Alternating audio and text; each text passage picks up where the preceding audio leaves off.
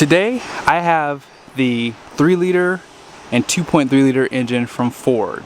Now obviously anyone looking for an ST is probably not going to really care, but if someone has a little bit more money to burn and they want to step up to the 3-liter, they might want to see how much is that 3-liter going to cost them over the course of 100,000 miles. And in this video we're going to find out. I borrowed these SUVs from Larry H. Miller Super Ford here in Salt Lake City. Be sure to ask for Ken. Let's go ahead and drive the 3-liter first, and then we'll drive this one right after. Alrighty, let's go ahead and put it in sport mode. I don't think it's going to make a difference on the exhaust, but I'll just put it in sport mode real quick so you guys can hear the revs.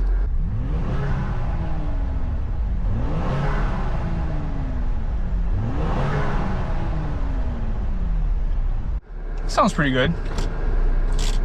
Alright, so that ST line that we have has a package on it that pretty much dresses it up like this ST, which is the top of the line. So it has a 21-inch wheels just like the ST does, and has the Sport Performance steering wheel because it has a flat bottom, that is. But the seats are different. But surprisingly, on that ST line, it has the massagers. I was actually really shocked to see that on that SUV. But I'm gonna go ahead and reset the fuel economy right here. Actually, the light turned yellow, so here's what I'll do. I'll wait for that light to turn green, and then I'll reset everything because I want everything to be exactly the same. So I'll reset it once it changes. I'm going to run the AC the exact same. Now this SUV does have the cooled seats. That ST line does not, even with that package on it. So yeah, these seats definitely feel a lot more comfortable too, because the cloth on the ST line is not as nice as this one too. But again, we'll jump back in a second. Let's just wait for that light to turn green. I'll reset the fuel economy and then we'll get down the road. Light turn green, here we go.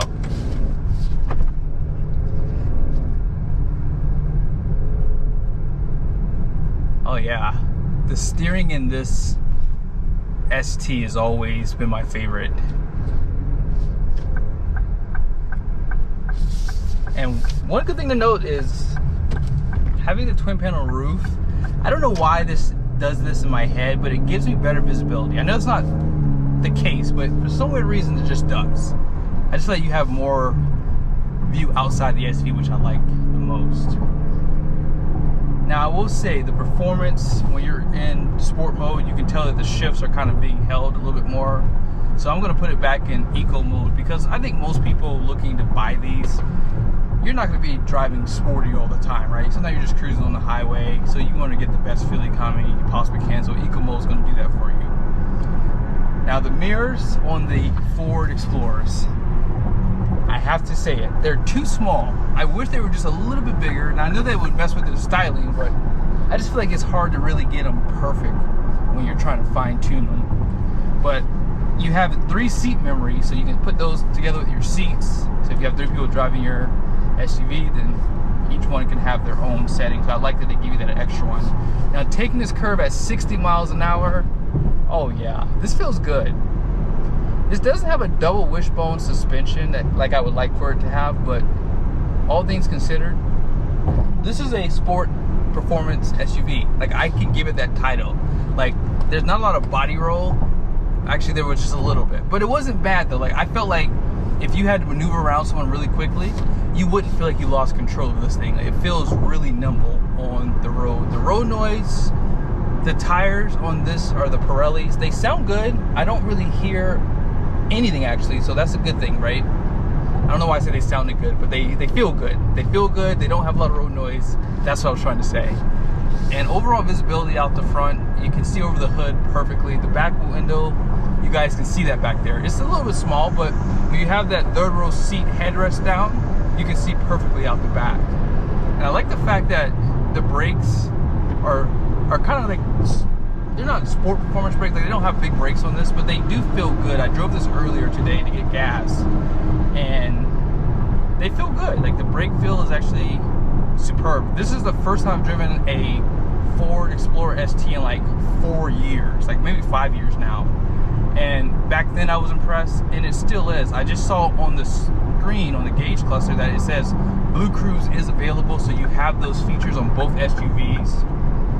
And let's see, 50% acceleration. Oh yeah, it picks up really nicely. It has a 10-speed transmission. The suspension is definitely a little bit tighter than probably some people would want it to be, but it's not uncomfortable at all. It's great. You have the massagers on the seat, so you can push the button on the side, or you can maneuver through the screen to get that taken care of. This definitely does feel and ride like a true SUV should if you want it to be sporty. Overall, the layout in the Explorer, I would say, is pretty good. It's very clean now. You don't have as many buttons on the outside, so all the climate control buttons are right there on the screen at the bottom. The good thing is they do stay up for you too, and if you have the ventilated seats on and you stop it, go into the store, come back in, they stay on for you, which I do like. It's not that hot outside. I think it's, yeah, it's only 77 degrees today, so it's like perfect weather. The sun is the only thing that's hot today.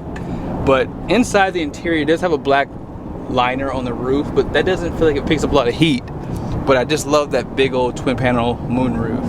And as I said, the visibility out of these mirrors, they're okay, they're not terrible, but I would like them to be just a little bit bigger, that's all.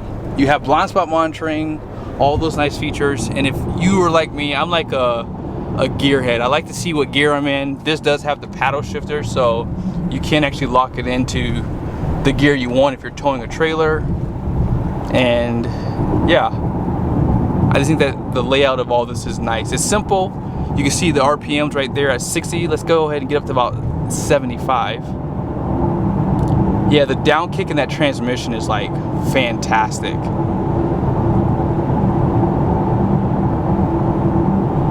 Yeah, you're at about 1800 RPMs at 75. Now with these tires, they are a little bit more performance oriented, so they do kind of grab the lines in the road a little bit. That's just something you have to get used to. So yeah, keep both hands on the steering wheel so before you start driving this for the first time. And that's something typical when you have a little bit higher performance tires. But yeah, this thing feels good though. I think that Ford, they've always been one of the best when it came down to performance, and the ST line and this definitely handle great. Here is the numbers on the door. Gross fuel equivalent is going to be 6,150 pounds. And then here's the payload. So if you take that 6,150 and subtract it from here, that's the curb weight of this SUV. We just made it to the midpoint. Light's still red up there, so here's where we are. We're at 22.8 MPGs. It's going to keep going up until I stop, basically. Now I'm going to do a 0 to 60 test with this MPG run, so it's going to hurt the numbers there, and I do that on purpose because I do it for every SUV, every truck, anything I test, I try to do it the exact same. So I'll try to get up to about 70 miles an hour, then I'll taper back down to, you know, 60. But yeah, you probably can hear the seats right now. They're a little loud with the massage function for sure. By the way, this does have the auto stop start. That's going to help with fuel economy. In the comment section, if you're a gearhead, I always turn that off on my wife's car because I don't like that the engine shuts off with hot oil, especially getting off the highway. The turbo could still be really hot, so I like to know that that engine oil is still kind of running through there. You know, that way you don't shock that oil with that heat. But we're gonna go back the opposite direction, and I'll show you guys some other things here. As I said earlier, these mirrors are too small. Like if I have my seat right here, this is where I normally sit at. I have to look like this. Now granted, you have blind spot monitoring, but I feel as though I like to see just more on my side view here. Now I wanted to show you guys the sound level inside the interior, but the roads are a little rough today because they're doing some maintenance here. So this is probably not going to be the last time I do a test with the Ford Explorer, but it's going to be louder than probably it would have been if the road, well actually the roads are smoothing up right now. Let me get past this truck and then I'll show it to you guys.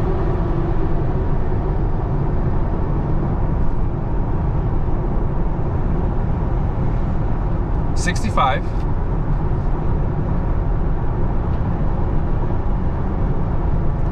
$69 by the window.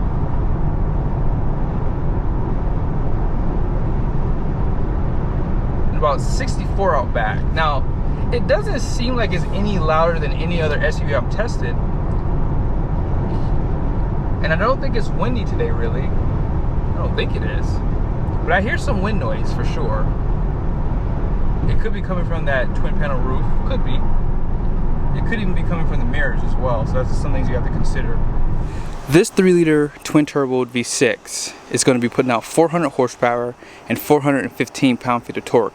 I did splash about 3 gallons of premium in the tank. It was like pretty much empty. So we should be getting that full power out of this engine. All that power does go through a 10-speed transmission. Let's see how it performs. Here we go. 30. 60. What do you guys think about that 0 to 60? 6.62 seconds, huh? That ain't bad, actually. Almost 5,000 feet above sea level. You know, 6.62 seconds ain't bad at all. But we'll just stop right here. 14.9 miles driven, 21 MPG, and the stop-start works really good on this, too. Let's go ahead and drive that 2.3 with the 4-cylinder turbo. Let's go ahead and pull out, and I'm gonna do a quick rev. See how it sounds.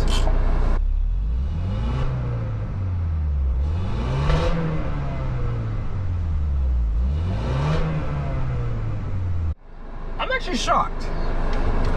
That sounded better than I expected. Like a lot better.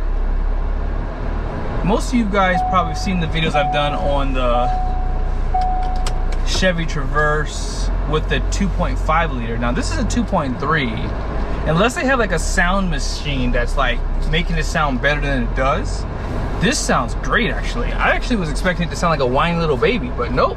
Sounds like a pretty stout 4-cylinder for sure.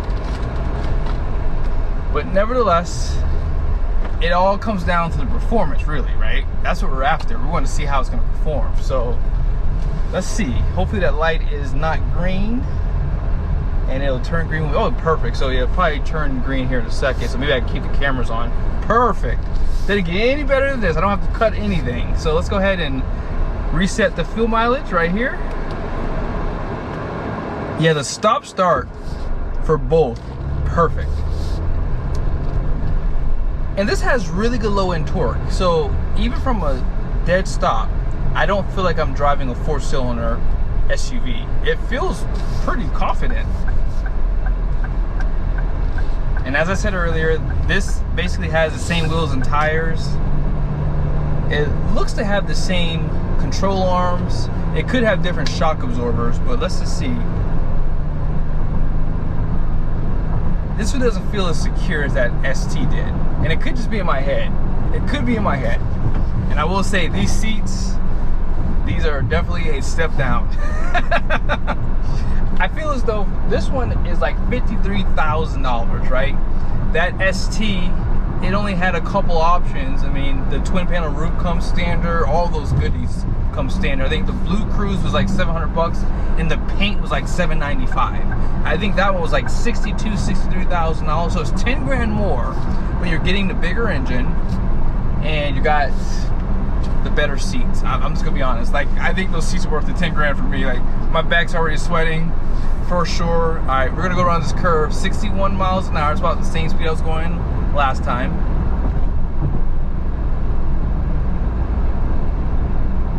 It definitely does feel a little different from the ST. I'm not even gonna lie. It feels like there's just a little bit more roll. And it could be in my head.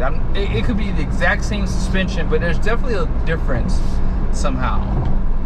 Now the road noise, everything's the exact same. Like it feels like the tires won't have a lot of noise even after a few thousand miles. Like normally you can tell early on if the tires are gonna be loud, because if you get a hum after 60 miles an hour, you can tell that in time it's going to get worse. Now, if these get any louder, it might not be horrible.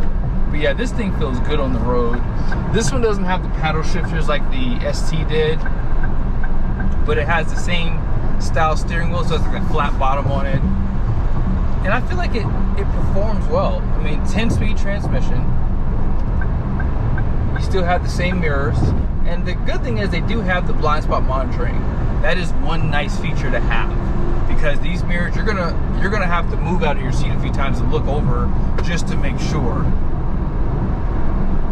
But yeah, let's go ahead and hit the brakes. I'm gonna get over here, hit the brakes one time. Oh yeah, the brake it feels good for sure.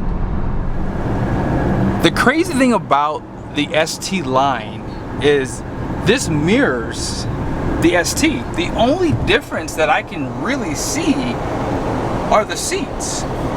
They still have the tilt function. You still have the same screen, so it's like a 12.3 and a 13.2.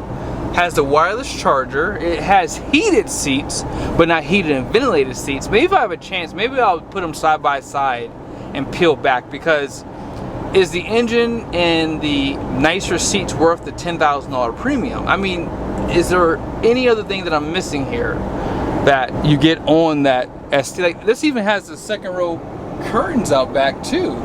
So yeah, this thing comes really loaded. The only difference is you don't get that extra power. So you guys will see the 0 to 60 here in a second, and we'll have to see if that worth that $10,000. Who knows? I mean, 400 horsepower versus 300, that's a big jump.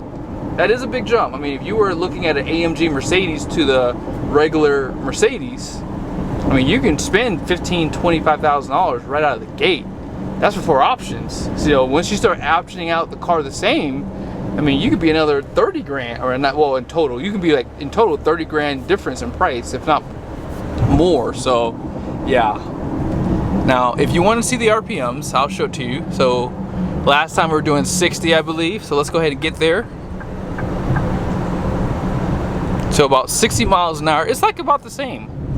I think the actual ratio is different though on the, no, actually I think the actual ratio might be the same as this one. I'll have to show it to you guys later, but yeah. Getting up to 75. There's a car in front of me, unfortunately. Hold on. Let me get over one time. Nice kick down. 75 miles an hour.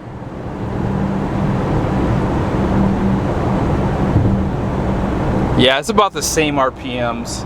Now I will say I'm cheating a little bit. Let me put this in eco mode. I completely forgot. Although eco mode is not going to make a big difference, especially on this short trip, but I still like to make it apples to apples for sure. Now with the 2.3 liter, you do get a lower gross vehicle weight rating. And then here's what the payload shows on the door. This is a little shocking. I'm a little shocked by this. Just a little bit. We're pretty much the exact same. So, if you drive them about the same, normal, just normal driving, you know, out of the city, I did the same moderate acceleration. We're getting about 0.2 MPG better. Now, I did not catch that light.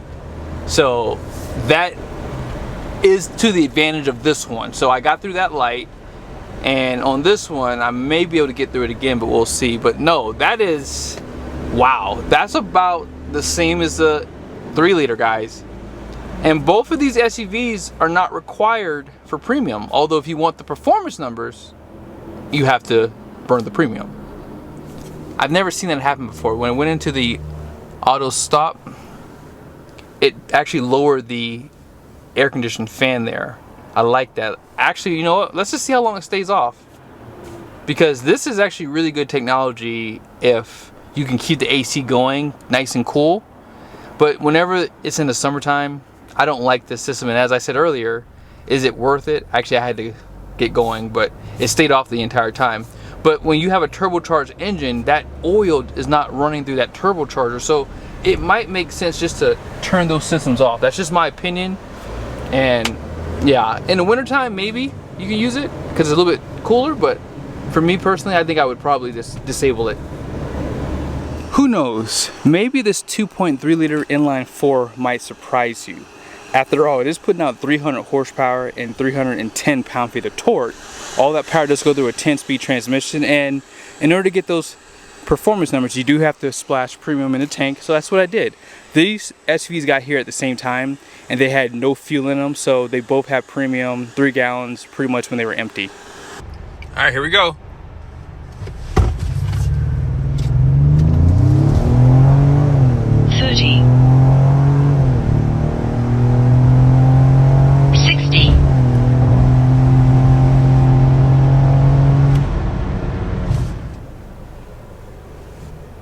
Just pull back in, 22.2 MPG, 15 miles driven.